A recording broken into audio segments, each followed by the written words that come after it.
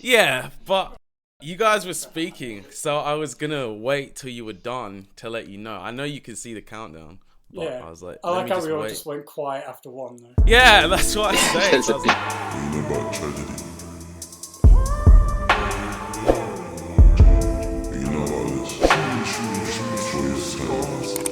Shot my shot and hey everyone, welcome to this episode with Kai. Before we get started, I'd like to shout out, hey, put him up, Ben.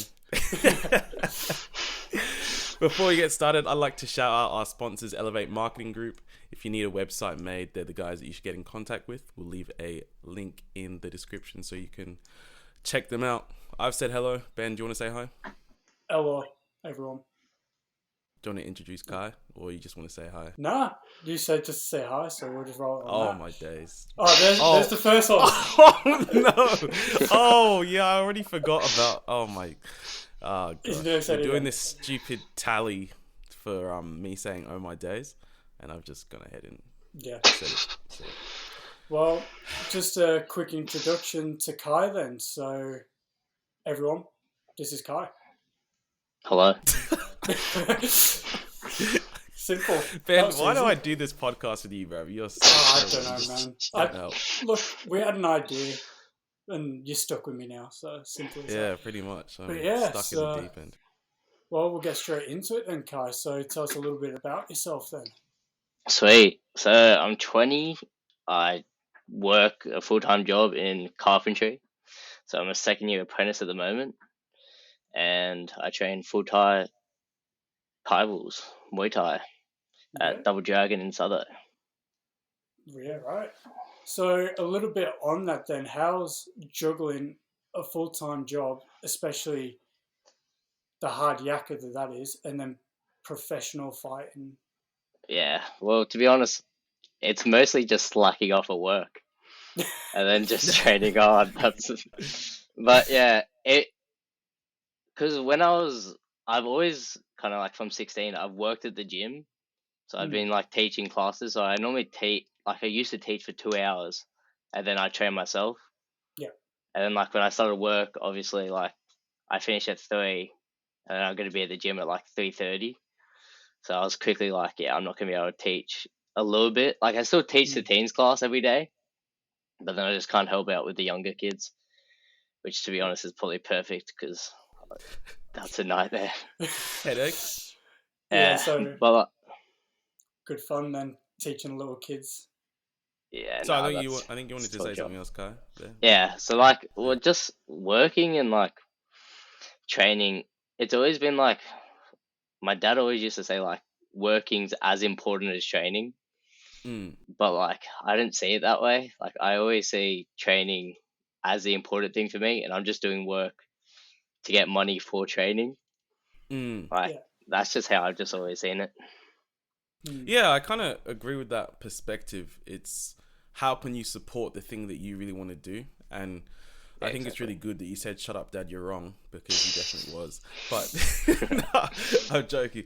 But I agree. I think it's important to, if you're not in a position where what you want to do can support your life, then yeah, it's important to work and make money on the side to bring that in. But at the end of the day, if you have a goal, I think it's important to keep that goal your focus, and it sounds like that's what you're saying. Is that correct? Yeah, 100%. Like I could have gone to uni, but I felt like if I had to go to uni, I'd have to put more time in that. That's just kind of why I did carpentry, because then 7 to 3, I'm not thinking about work anymore. Mm. And I do that for 4 years, get my trade, and then hopefully just piss off to Thailand for a year. Mm, mm. Sounds pretty good, So actually. Yeah. yeah. So what would your life in Thailand look like? What would that consist of? I don't know where I want to train at. So for the next 3 years where I'm still working, I'm just going to go to different gyms in Thailand. Like Yeah. at the end of the year, I'm going to Paechandi for about 3 weeks just on my holidays. And then I'm nodding hopefully, like I know what that is, but yeah, favorite gym in Thailand. But like, all right. if I'm enjoying that there, then I'll just keep going. If I'm not feeling it, I'll just try a different gym, try to create those relationships, and hopefully like go there for a year. Just build yourself up through connections and that sort of thing. Yeah, like I believe in like going there and training like that just full time. But mainly I want to go over there just because I want to fight like every second week. Yeah, Like, I okay. feel like that experience you just can't get over here. Yeah. Okay. Well, I had a chat with one of the guys at Muay Thai about that, and we spoke about how the turnaround over here is so different to in Thailand, where there's fight nights Wednesday, Thursday, Friday, Saturday, Sunday. Yeah, Like over here, it's every couple of weeks on a Saturday night. yeah, Like, exactly. it's Yeah, so different, and trainers will rotate a lot of their fighters around. Unlike there, it's just like, oh, what weight are you? 65. All right, you're fighting tomorrow. Sweet. Yeah. Okay, just get on with it. Yeah. Okay. yeah, that's the thing. Yeah, Like interesting. I fought 5 times this year already, or maybe 4. This might be my 5th. But like that to me isn't as many as I want to do. But I fought as much as I possibly can this year, like just matches. Okay. Yeah. So like hopefully over there I can just get heaps and just get that experience up. Yeah. And would that move would be able to support that lifestyle? I'm guessing. Is that correct? Yeah, so like that's why I'm working at the moment, just so practically all the money I get just goes into that bank to go to Thailand. Okay. Yeah. Yeah. Cool. Yeah. Cool. And when do you plan to do that? Sorry. After my apprenticeship finishes, so I'm a second year at the moment, so I've got this year, then 2 more years, and then I'm just gonna quit my job and go to Thailand.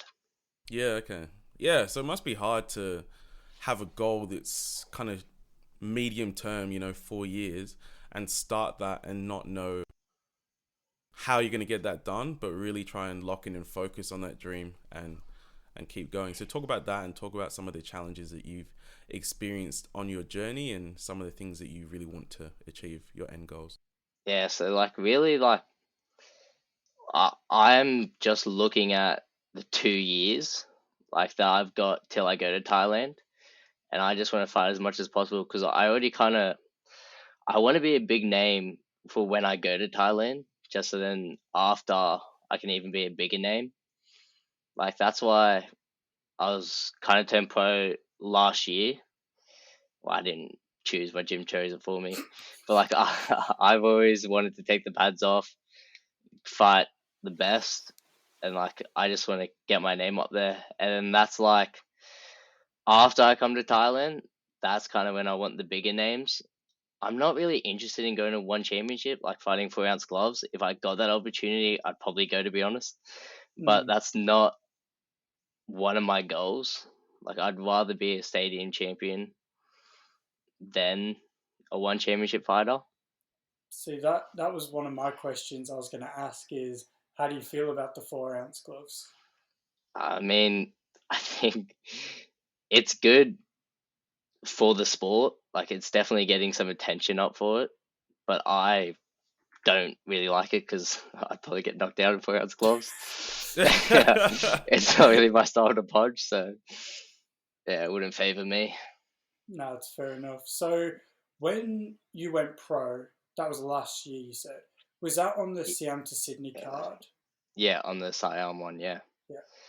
That's when I fought a Thai who had more experience than me, but he was much smaller than me at that time. So I kind of just had that kind of bigger size on him, and I was just hungry, like young and hungry. That's just why I just kind of walked over him a bit. That was the first fight I ever saw of yours. I ended up going to go watch with a few of the Muay Thai people, and when we saw you both walk in, and I think it was Hugh actually told me it was your pro debut. I was like, oh, this will be interesting. And then you push kicked him right in the face. I was like, oh, yeah, right, okay. Keeps coming up on my Instagram constantly still. Yeah, that video, like, because you see me, like, I'll look at the camera. Yeah. And I'm just like, oh, may as well go for it. So I just jump in the air and kick him in the face. Oh, God. We will find the video and we'll put it into this podcast so everyone can see it. Will we, Ben? Okay, Ben. Yeah. Oh, no, sorry. Let me Thanks for that task. Emeka's going to do it because I don't know what I'm doing. Just some extra work. Well, exactly. Yeah, legit. He's got to pull his weight somehow. Oh, okay. Yeah. I can send it to you if you want. See, look, easy. Yes, easy. please, actually, yeah, please do. He's pulling his weight. I'd like to also mention that Ben was actually late, so Ben, I think you should shut up. Oh my days, this guy. Yeah, we don't even need you, mate. You can just jog on. I'm just here for moral support at this point. That's Yeah, about it. pretty much. So you went pro at, was it 19? Was it 19, yeah. Yeah, cool. I think I would have turned pro when I turned 18, but Mm. obviously that's when COVID hit. Yeah, okay. So yeah, got pretty unlucky with that. And how was that experience? Was that challenging? You know, were you able to train as much? What was it like? Were you in lockdown or what? Yeah, so the first pandemic, we were in lockdown. I only got 2 weeks off work, and then I had to go straight back to it. Yeah, But okay. like with the gym, I was kind of able to we did like this outside garage thing, like Mm. because of the numbers or something in Sydney, you'd still able to train like a certain amount of people. So I was still getting like that training in. But like that first lockdown, I just kept that positive attitude. I was like, I'm gonna fight this year. I'm gonna fight this year. I'm gonna do it. I didn't end up fighting that year, Oh, but like I was just there, like, because that's when Hugh was at the gym, and like Hugh kept telling me, "You're not fighting this year. You're not fighting this year." And I was like, "No, no, no. We're gonna get this sorted. I'm gonna fight this year. You know, we've been training hard. I'm ready." And then, yeah, nothing came up. yeah, well, Hey, at least the positive disappointing, attitude I was there, imagine. though. Yeah, So, yeah, and you had to keep that for a whole year, didn't you? yeah. So it was like a year, and then we got out of lockdown, and then we got back into lockdown. Yeah, okay. Yeah. And so throughout that period, were you able to train? Do you have to train at home? Did you have to adapt anything or? Nah. So we did like these Zoom classes where like we were teaching people on Zoom, Okay. and then we'd teach them, and then I just hit pads outside. Yeah, okay, yeah. Yeah, You so got it stuff was, at home or? yeah, I've got like a bag and all that, like some Okay. weights. Like my mom's a gym junkie, so she's got like Oh, that's all those convenient. That's things. good. Yeah, it Yeah, worked out that's well so for good. me. Yeah, yeah. Shout out to mom. Yeah, So your shout mom's out. good, your dad's bad, is what I've learned. Yeah, practically. Yeah, Oh. nice. Yeah, not bad at all. so what Yeah, made cool. you get into the sport then, and how old were you? I think I was at the gym at 11, but that time I was doing like kung fu and all that, but that was just crap. But like Kung I Fu. like Yeah, well. when I was a kid, I used to start something, but I'd never finish it just because like I used to have this like mentality like if I wasn't the best, I wouldn't like doing it. Like Mm. because when I used to be like swimming, like I used to like I'd swim with people my age, like 12-year-olds. I'd be faster. So then like when time got by, I had to start swimming with the 16, 18-year-olds. And I just used to hate it because they'd be lapping me, be drowning me in the pool. And just like, nah, I'm not doing it anymore. So like, yeah, I used to quit. And then when I started training Muay Thai, well, it wasn't really Muay Thai, it was more like a self-defense class. Mhm. I started with my cousins and I kind of just fell in love with it straight away. And then that was like, it was at that for about a year. And then my cousin stopped doing it. But I just kept going. And then when Shu took over the teens class, that's when it just became Muay Thai. Mm. And that's when I really fell in love with like just going. I started going every day just because like I just knew Hugh knew what he was talking about. Like at that time, he had like the best amateur career ever. Like he was unbeaten. Yeah. Mm. Like and like I just fell in love with it. And then like Hugh kind of took a couple of the teens that were dedicated under his wing, and that's just when I started to learn heaps.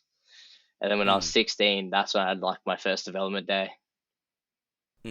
Yeah, take us through some of the things you learned mentally, because I know that for me as well, I've been in some sporting environments, and funnily enough, most of the things I learned were more mental than actually physical. I learned, for example, how to better regulate my emotions, how to stay more focused, and those sorts of things. So talk us through some of the things that you've learned. Yeah, so like as I said, like quitting, like if I wasn't the best, that was something that like I had to overcome because like I was never the best at the gym, probably still not, like, but like it was just kind of getting over that, like we got to build each other up. Like now that I'm more experienced, I've got to build the kind of beginner fighters up, and like getting over that, and also like not being that emotional. Like like if you get me with a good shot, I will smile and kind of like pick it up a bit at the gym, like. Mm. But like just not getting angry. Like that's what I love about Muay Thai. Like when we're training, no one's really angry at each other. Like we're kicking each other in the face, but then after we're hugging. Like nothing's like after the ring. Yeah. That's fighting as well. Like there's none of this beef stuff, which is probably why I love Muay Thai so much. Yeah, nothing's Yeah. personal. Yeah, It exactly. sounds like what you're saying is you've also learned how to separate environments and not take things from one environment into a next environment. And Yeah. I can kind of resonate with that as well. I know me as well personally. When I was younger and I used to be playing sport and something would happen, I'd get tackled or whatever. And then I wouldn't talk to that guy for a week, even though he was my best mate. But Yeah. as you get older and as you get more knowledgeable, and obviously you've learned a lot about life through sport, and so have I, but other people listening would have learned about life through other mediums, not necessarily sport. But yeah, you can learn how to say, okay, this happened then, but I don't need to then have a negative reaction towards that person outside of that. Or how can I handle that? So I'm guessing sometimes you would have gone up to people and spoken to them and say, hey, look, I didn't appreciate that. And you learn how to better control your emotions and control how you behaved in response to things that you didn't like. Yeah, 100%. Yeah, cool. So on everything like in your journey and stuff, so going from a development day to an amateur fight to a pro fight, how big is the difference mentally for it? Because obviously the difference in opponents from development day to amateur to professional is huge. But mentally, Yeah. did you ever see a shift? Like for your first development day, really nervous, first amateur fight, really nervous, first pro fight, really nervous? Or was it a bit different here and there? Well, it was funny because like my first development day, I had no idea what to expect. Like I'd seen fights and all that, but I hadn't gone to any like in person. I didn't really know what a dev day was. I was told this other guy had no fights, and then like we got in there and I got hit a lot, but I just won with kind of cleaner scoring.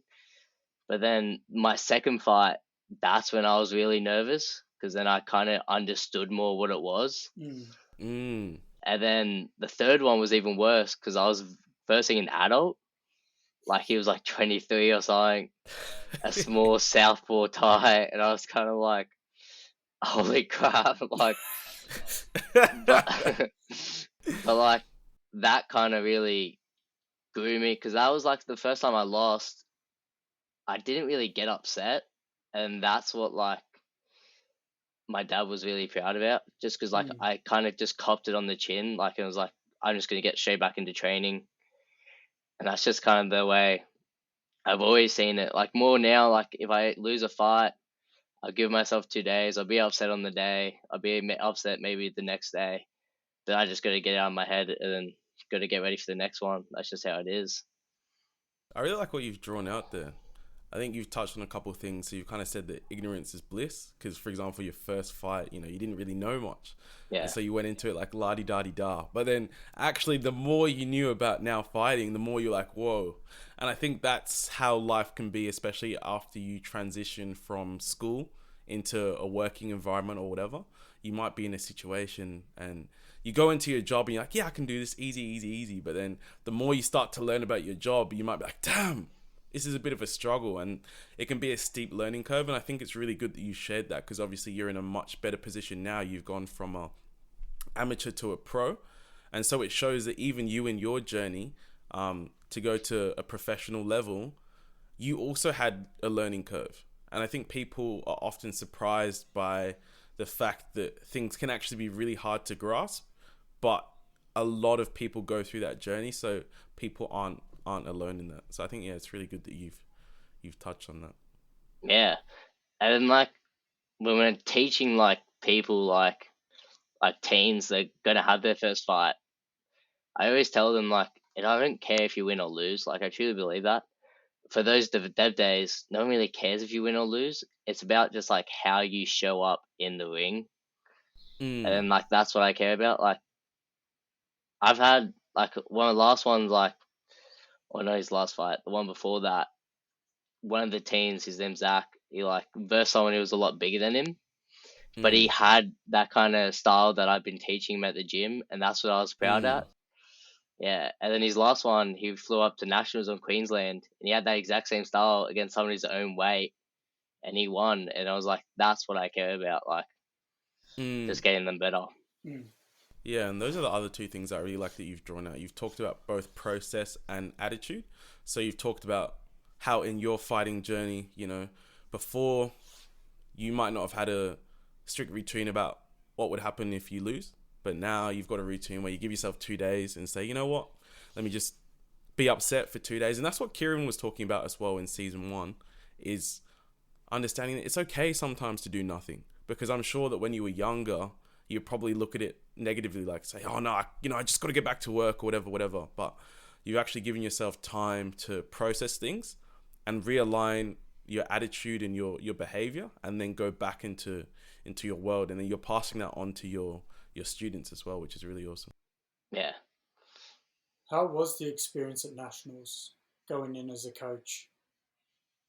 It was a lot different. So a couple of years ago, I did nationals, and like I fought 2 boys, one Winnie from your gym, Oh, more you, yeah. Yeah, so I I did fought not know him. that. Yeah, and then I fought Chris Cortez as well, both pros, and I was still an amateur at that stage. I was also 17, and I was fighting up like over 18 bracket because I was turning 18 that year. Yeah, Mm. So like that was like one of the things that I wasn't nervous because I didn't know, but then my coach was messaging me like, "Are you fighting Winnie from where you? Okay, this is what I want you to do." Like, I was like, "Wait, who is this guy?" Like, and then like, yeah, people just kept messaging me, and I was kind of like, "Okay, it was probably better if I didn't know." But but like, yeah, I ended up winning. But then compared to like when I went up from like as a coach, cornering for me is probably more nerve wracking than fighting. Like I feel it in my heart. Like I get heaps nervous because then I'm not in the ring. Like I can't really. It's not up to me at that point. yeah, And then I feel like if they lose, that's kind of on me because I've taught them as well. yeah, So that's like a real hard part about coaching. Mm. But like, it's good because I don't have to fight. I don't have to make weight. But like, yeah, watching them fight is quite nerve wracking for me. Yeah. yeah. Yeah, you've touched on a few different types of pressures there, and I want you to kind of further unpack how you've been able to deal with those pressures. Yeah. So for me, that fighting kind of like more experienced people, that's more what I want. Like I've always wanted to fight more experienced people, but then like it comes with that kind of nerves, like just kind of knowing that they've had more experience than me. But then that just makes me train harder.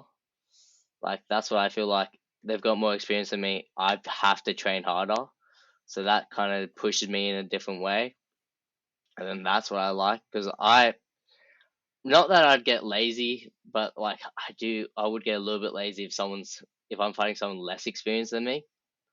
Like not that like I wouldn't show up to the gym, I'd still be showing up, but I wouldn't be putting in those extra pad rounds. Like because when I won, I just make people hold pads for me. Like class will finish, I'd be like, "No, come on, I've got to do like an extra 5 rounds. Like I'm gonna fight in 3 weeks." Yeah. See that's proper dedication right there as well. Is knowing Yeah, that okay, I've got a little bit of extra time, might as well make it useful. And then when I go home yeah, I can just shut everything off. Because once you've done that for a long period of time, if you stop doing those extra couple of rounds, you do feel that little bit lazier, even though you've done yeah, the same as everyone else, maybe even more, but it's not up to what you're used to. So being able to turn that on and off, like even after a fight, just enjoying food, enjoying a bit of rest, and then getting back to it. Which I think, when was your last fight? On Rebellion, wasn't it? That was a couple of weeks ago. yeah. On Roots, I was thinking Roots. Yeah. about a month ago now. So have you Yeah, I been can't able remember. to switch off and enjoy life a Yeah, little bit before getting back into this one? I got a couple weeks off, but like my weeks off, like because I'm still working, I go straight back into work. Mm. So it's just really like Friday, Saturday, Sunday. But normally I'm just so tired, I just go to sleep after training. Yeah. And the weekends I just kind of will relax. I'll go out with mates and all that, like, and I do like to party, but like for me it's always like the more I party, harder it is going to get back into training, harder it is to get back into fight camp. Because I pretty much got back into fight camp 2 weeks after that one Yeah. for this 1774. Yeah, it's like Lucas touched on last season as well, is that when you're trying to get different results, you have to live differently. So even these parties that you go to, for example, I'm sure that when you're at the parties, you don't have the freedom to do some of the things and go as hard as your friends might be going. Is that accurate? Yeah, it's just like going out, everyone's like, oh, do it. Like, because I go out sometimes, even when I'm in fight camp, like, I'm not drinking. So I'll just be there with water, like, at the pub. And I don't really mind that either, just because I know I have a goal. Like, if I didn't care, I would be drinking. But I care too much about fighting, and I care too much about the results to kind of go hard. Yeah. That's just why, like, I'm kind of more relaxed. Like, if they want to go hard, go hard. I don't really care. I'll drive. Like, I'll be that kind of friend. Yeah. So that's a solid mindset as well, as being able to, I wouldn't say FOMO in the sense because you're still there and stuff, but like not having the time of your life, as people would normally say, even though you're still involved and having a good time. You're always in the back of your mind going, wouldn't mind getting a bit sloshed here or something like that, but being able to switch. Mostly it's just like, can we leave now? It's finding balance between still having those social interactions with your friends and still enjoying time with your friends, but realizing that, okay, even though these guys are my friends, we don't necessarily have the same goals, and so we can't exhibit the same behaviors. I do want to go back to what you were talking about before, though, your comments about your training. I really like that as well. You know, you said that when you have a fight against a more experienced opponent, you put more work into your training. And I want to highlight to our listeners that the reason that's important, the reason why it's important to do those things, is because you're actually building up your confidence. It's important to understand where your confidence is derived from. And in this world, and especially as we're all young, it can be dangerous if we pick the wrong place to derive our confidence from. Some people derive their confidence from their partners. Some people derive their confidence from their parents. Some people derive their confidence from their training. Some people derive... There's all different sources. But if you can find out how you can be effective, and for example, for you, you figured out, okay, in order to be more effective in this fight, I need to really make sure I know that I'm holding myself to 100%. And that is what's giving you that ability to, in your fight, push harder in the fight, because you know that you've properly prepared yourself. You know that you didn't take any breaks. You didn't slack out. You didn't, you really put in 100% effort, and that gives you the confidence to then go into that fight and to counteract the nerves, because nerves are normal. And it's really good that you've shared that, because people will be looking at you and saying, well, he's a fighter. Surely he doesn't get nervous. But, you've said, no, I'm a pro fighter, yeah, but I'm not afraid to admit that, yeah, I do get nervous. But this is what I do to counteract that. And I love what you've been talking about today, because you've been talking about how to get past your emotions. And that's one thing that I can tell that you've learned through your career. And that's one thing that I've learned too. When I was younger, being nervous would stop me. Or as you were talking about, same as you, not getting the results I wanted would stop me. But now that I'm older, I've now realized, okay, you know what? Actually, I might not be getting the outcomes I want right away, but let's keep going, because I have a greater goal here and I know what I'm pushing myself towards. So yeah, thank you for sharing that. That's awesome. Yeah, good. I think a big thing about that is comfort zones as well. Like, because if I'm fighting someone more experienced, I go to like other gyms to do some sparring. Like SRG's been very like kind of like I'm able to go there like on some days, do some sparring with them. Yeah. And that's kind of like, because at the gym, obviously you build a comfort zone, spar the same people, hitting pads with the same people, you kind of know what to expect. But when you go to a different gym and then you're fighting like some of these Thais that've got an SRG, like they're just so much different. Like, and that's like a big thing for me, like just going there. I'm very appreciative, like they'll let me go there. That's massive as well, is the opportunities to go to different gyms. spar with people with completely different styles that you're not used to. Like, you've never trained with these blokes before. You don't even know who they are really half the time, and then you spar them and go, "Oh crap! Okay, this is a bit different. I'm not used to this." And Yeah, and that's going out of kind of like what a fight is. yeah, definitely. Like, because like you never know. Like, you can watch videos and like they might have a particular style, but to fight you, they might have been training a completely different way. Yeah, So you've just got to learn how to kind of adapt to that. and And that's what I've gotten from training at a different gym. yeah, it's when you go up in a level as well. It's like, even I'll use football as an example. When you just play Sunday league, it's all right, we're just going to kick the ball and we're just going to pass, and this is how we're going to play all season. Then you get to like an NPL level here where we go, okay, we're playing Deacon, for example. They play very quick possession-based football. We're going to hit them on the counter. So this week, we're just going to learn how to play on the counter. The next week, we're going to play how to keep the ball. You've got to change your style completely week in, week out for that as well. And I think as a pro, you have to do that as well. You can have your solid base and what you want to achieve, but understanding, okay, this person can do this as well. Okay, I need to work on this. Stuff like that.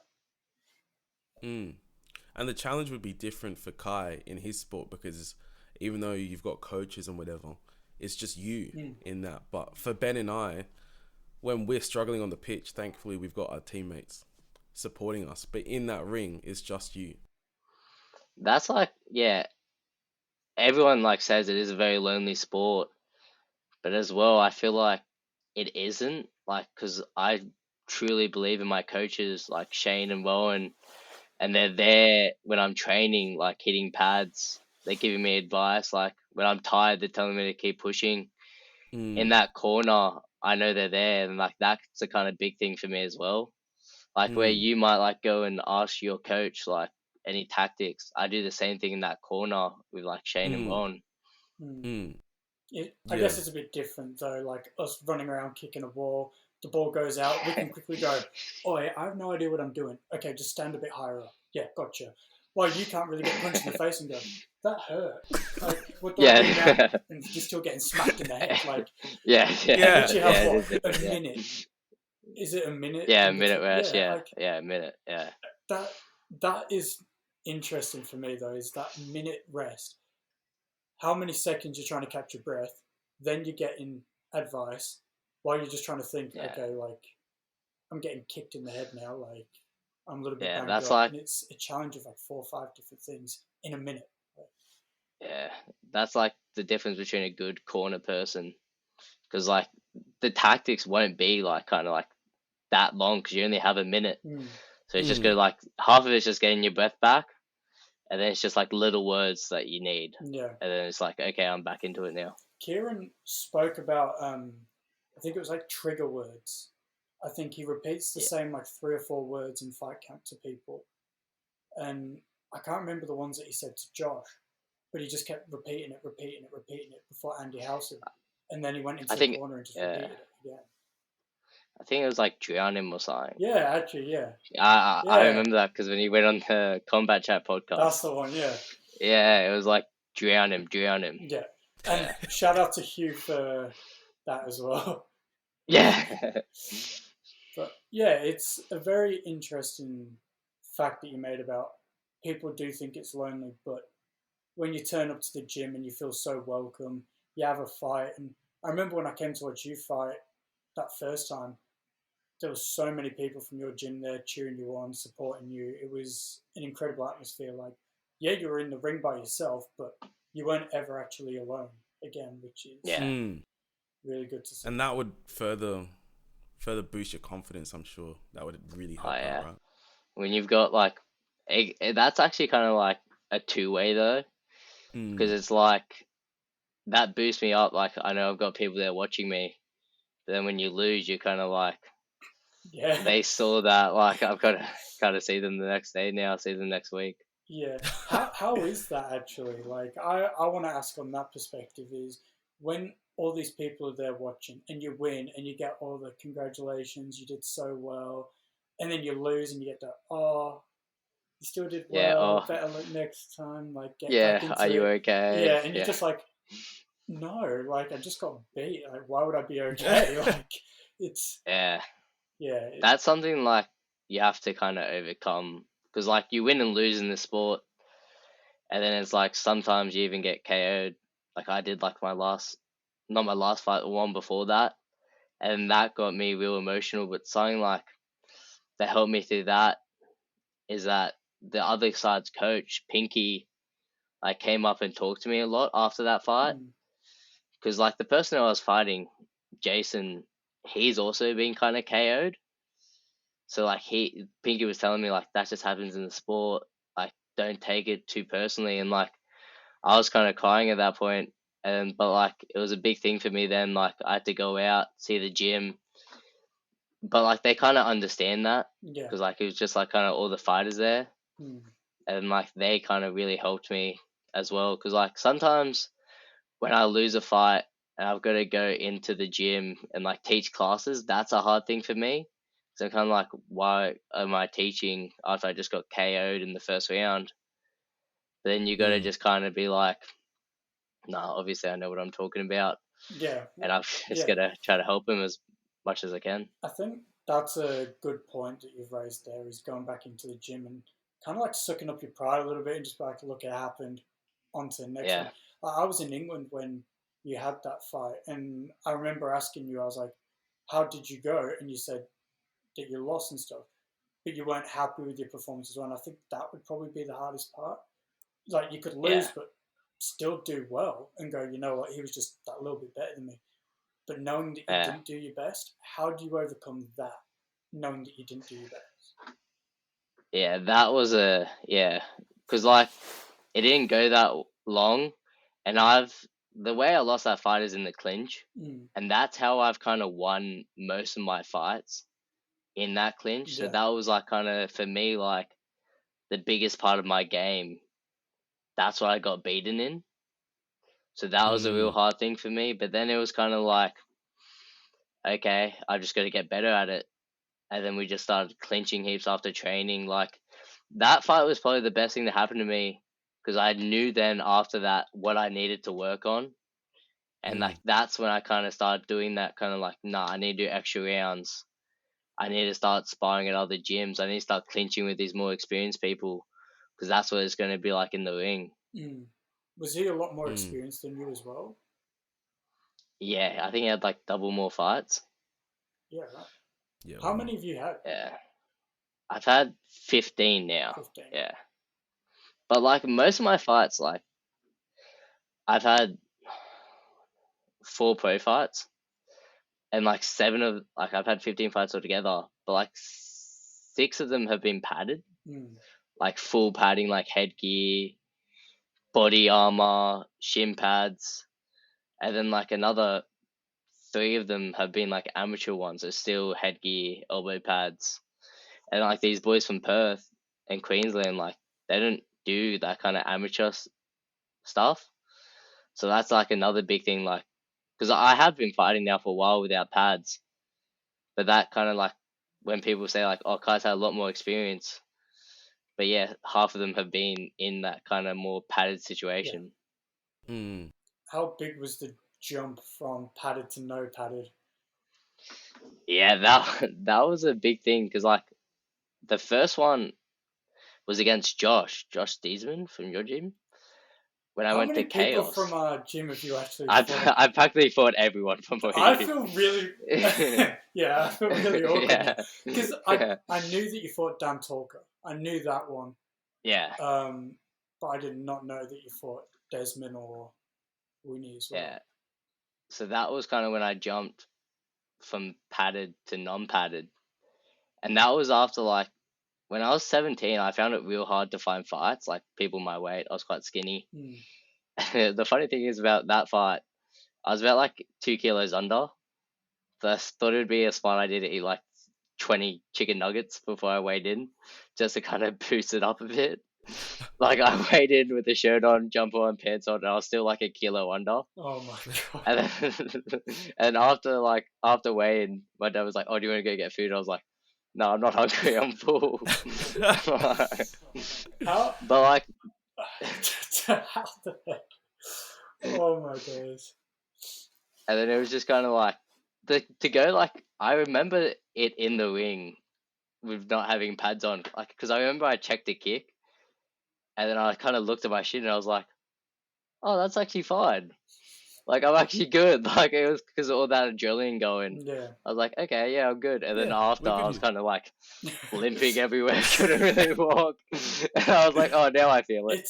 It's a weird Yeah. pain that when you have shin on shin, you kind of go like, oh, not bad, and then about 5 minutes later, you're like, oh no, that really sucks. Yeah, it gets you in that wide spot. Yeah. Like, It's awful. I remember, I think it was at training the other day. I kicked one of the pad holder's elbows, and oh, I yeah, put my pet leg hate. down. I was like, oh, I feel like I'm about to vomit. He was like, how painful was that? I was like, that sucked. And like 10 minutes later, I just had this massive lump on my shin. I was like, Yeah, yeah, good it's start. that. It's knee clashes. Like, just those kind of stuff that hurts the most in training. It's just sickly as well, because you don't really expect it either. So then when it happens, you're like, oh, I wasn't prepared. Yeah. That kind of hurt. But when you mentioned about eating the nuggets before weigh-in, how is your normal weight cut routine? Have you seen like professionals for that, and have you had any close calls where you've missed weight, or you've just really struggled to make weight and you've had to pull out of fights? Yeah, so I've never pulled out of a fight, but like from like until I was 19, I never really did cut weight. I just fought at the weight like what I weighed, just because like that's what I needed for experience. And then on that 1774 one, that's kind of when the first time I had to cut weight, because I was fighting at 65. I was a little bit bigger then. And then like I remember, because normally I've just kind of cut weight throughout the day. I didn't eat, and I've just been on weight. And then I remember getting home and checking myself, and I was like still like 66 or something. And I was like, fuck, I gotta weigh in like in about an hour. Just chucked on my sweatsuit, heater on the car, wanting death. And then like I remember like I sweat, like I stopped sweating at one point, and I was like, oh crap, like, and I weighed in, and I remember I checked the scales. I was like, oh, I didn't have my shirt on. I was real like tired. I was gassed out, and I was like 64.7 or something. But then obviously, because I was still sweating, but I didn't wipe it off because I thought I'd made weight, and then it kind of went back in, and then I weighed in at like 65.05 or something. So I was a little bit over, but Pinky was fine with that. So like that was very good. I want to take it back to what you were talking about before. You talked a lot about the people supporting you. I'm guessing that it took a lot of support to get you to where you are today. And I think it's important to note that, because as men, we tend to like to work with things, whereas women tend to like to work with people.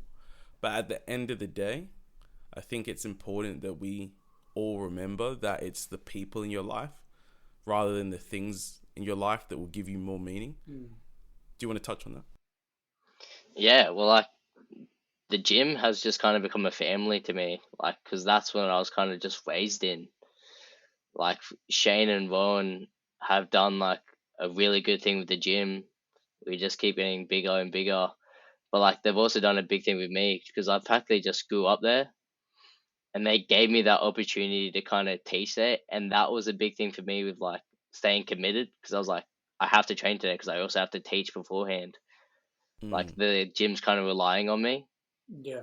And then that kind of helped me heaps with kind of staying in training, staying out of trouble as well. Like when you kind of turn like 17, 18, or your friends kind of go out drinking, I was like, nah, sorry, I've got to go to the gym. I have to teach.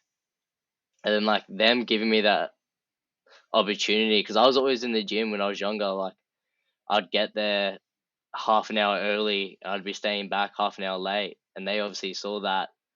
So they gave me that opportunity. Like when Ron asked me if I wanted the job, he was like, look, you're always here anyway. You may as well start teaching. And I was like, yeah, calm.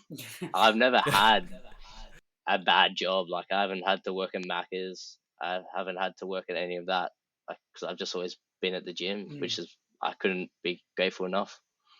Ben, you've made him British. I love that. Yeah, calm. That was calm. We've done it. Yeah, calm. No, calm, bro. Yeah, calm. See, I rate that. But it's good. It shows that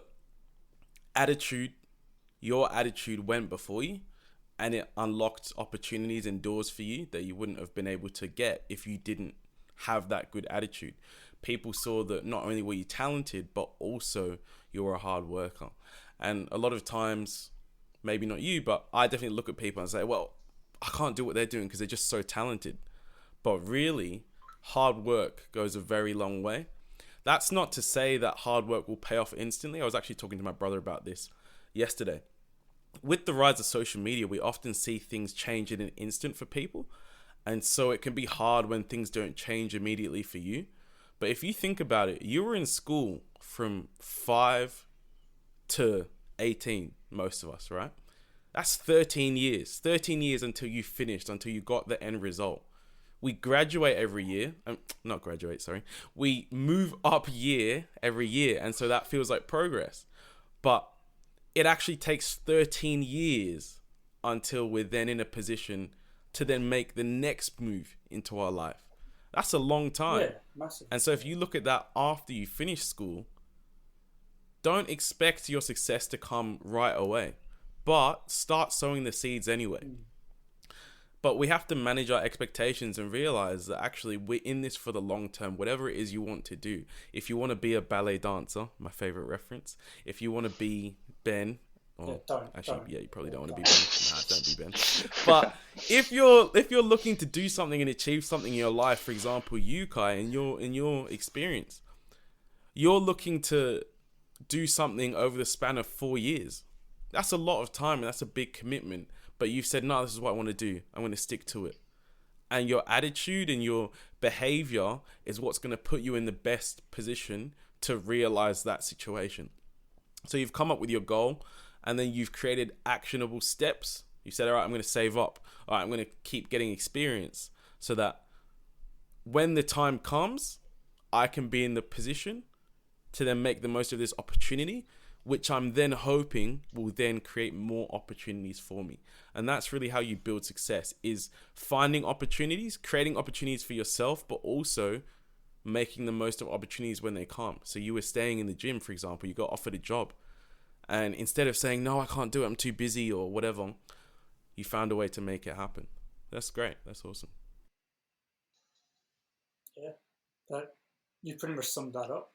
Like massive. Yeah, that was good. Yeah, I was literally thinking, I was like, oh, can I add anything? And no, just, yeah, you nailed that.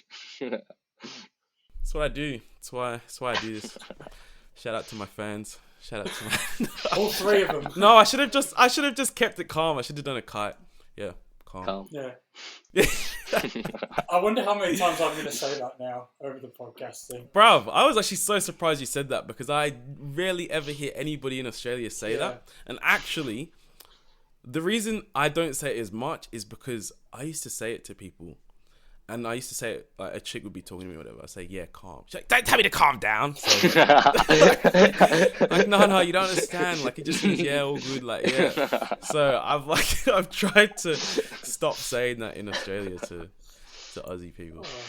It is quality though when you say something and people kind of go, oh my days, I haven't heard that in a while.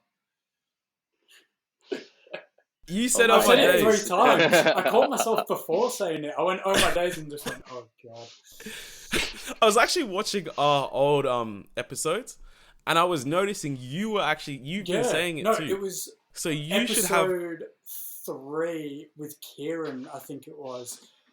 I like stopped myself saying it like 5 times. I went, oh yeah, put my head down. So I think you need to have. You know what we should do? Here we go. We should have a tally. You versus me. That's what we should do. Done. I reckon that's the idea. I think that's crack. Yeah. But Kai, if there's one thing we can leave you with today is you need to start saying, "Oh my days." I need you to spread this. Yeah. We've taught you. Well, somebody's taught you. Yeah, calm. So now you can use more more English vernacular language, colloquialisms. What's the right word? I don't know. I failed. Sayings. I really overcomplicated that. Saying all these big words and sayings. Probably the only one. Yeah, I was about to say, sayings. I was at school for 13 years and Still had no idea what the hell you were on about then. Yeah. I was at school for 13 years too, and I didn't even know what I was on Yeah, about, and I was the one speaking. That's fair. So, process, and that's what we're trying to Yeah. say. I'm Yeah, gonna the get there in the long process. term, Process. bro. Well, Yeah, trust the it's process. coming. Oh my days. Yeah, it's big things coming, bro. Big That's things our motto. coming.